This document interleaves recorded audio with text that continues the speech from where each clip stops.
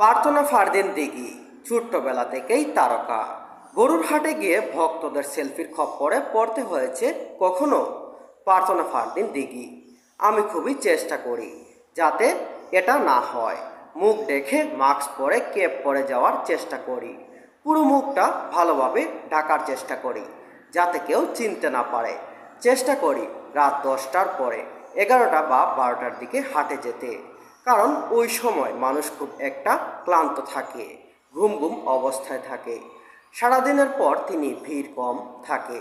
এতে দুটি সুবিধা হয়, একদিকে কেউ বেশি চিনতে পারে না, অন্যদিকে দাম নিয়েও একটু সুবিধা পাওয়া যায়। এটা একটা কৌশল বলা যায়। তারপরও কিছু মানুষ থাকেন যারা আমাকে অনেক ফলো করেন, তারা দেখলেই বুঝে ফেলেন আমি আছি। কখনো কেউ কেউ হঠাৎ বলে, এটা কি দিঘি? মাস্ক পরা থাকলেও শুধু চোখ বা কপাল দেখলেই চিনে ফেলে। অনেকেই বলেন আপনার কপাল দিঘির মতো, আপনার হাঁটাচলা দিঘির মতো। এইভাবেই হুট করে অনেক মানুষ অনেক সময়